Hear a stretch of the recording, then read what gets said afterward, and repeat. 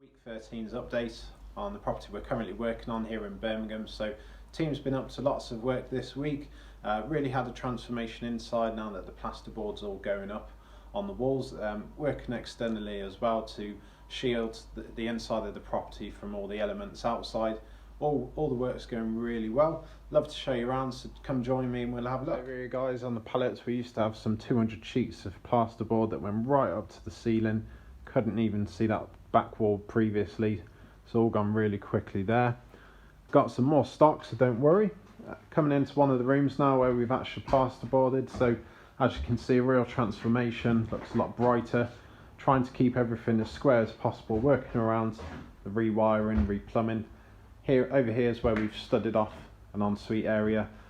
Of course we're boarding inside so that we still have the natural light coming in, as it can be a bit of a pain boarding the outside and then trying to board the inside when you don't have as much light.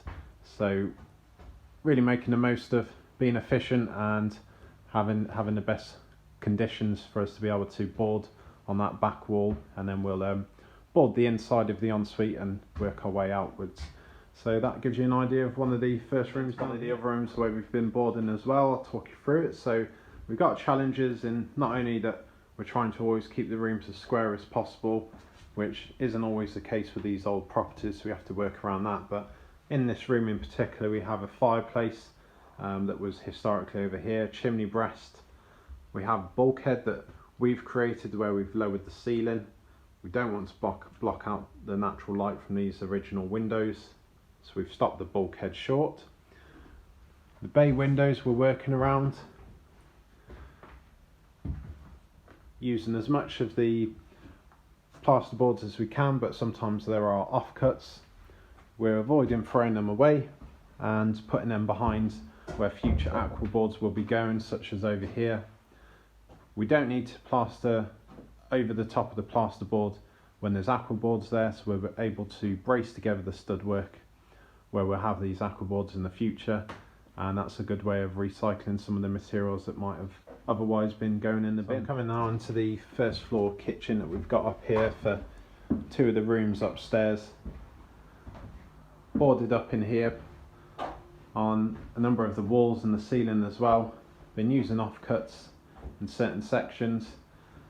Over here is an example of where the original property has left us with very uneven walls. Doesn't help when you're trying to keep all the walls as square as possible going forward, but it's all stuff that we can get around, so we'll be dabbing that area.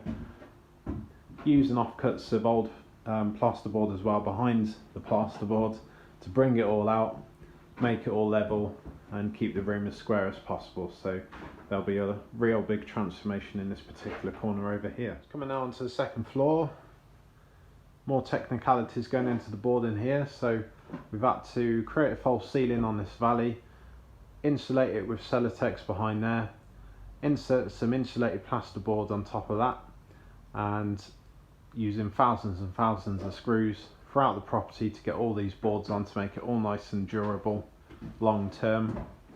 So that gives you an idea of one of these rooms. You can see this wall's looking all shiny where we've got PVA on there. Part of the process to be able to get your dab on there, to be able to get your plasterboards on there. We don't have enough light, but upstairs we've actually been boarding in the mezzanine beds as well. Made the most of the vaulted ceiling area that the property had as well.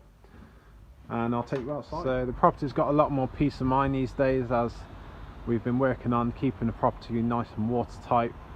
We've rebedded the ridges at the top here, pointed between them. As you can see, haven't left any out, rebedded them all on.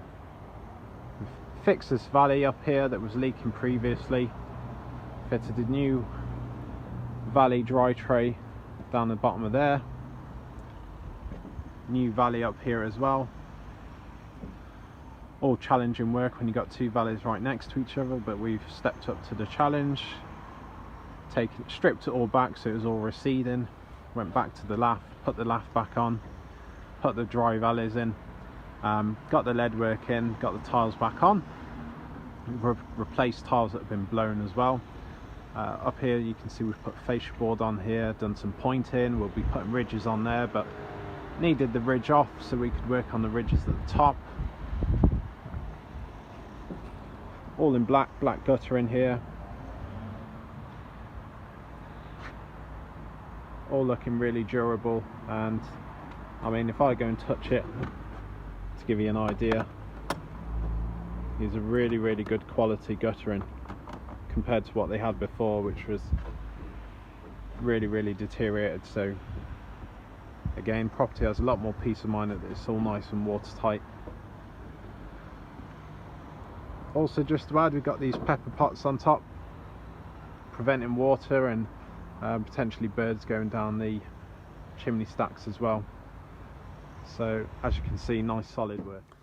That's this week's update, guys. Thank you so much for joining us. As you can see, lots of technical, methodical work going into what we're doing here, externally, internally. So outside, we're looking to ensure that we're safe from all the elements by cementing all these ridge tiles back on, getting rid of any blown tiles and ridges, putting on new guttering in the property. We'll be getting downpipes eventually.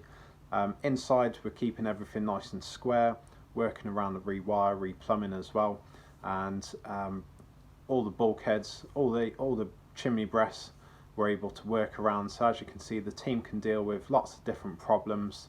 We've redesigned the property, got new mezzanine beds in here. This originally had only 4 bathrooms. It'll finish with 12.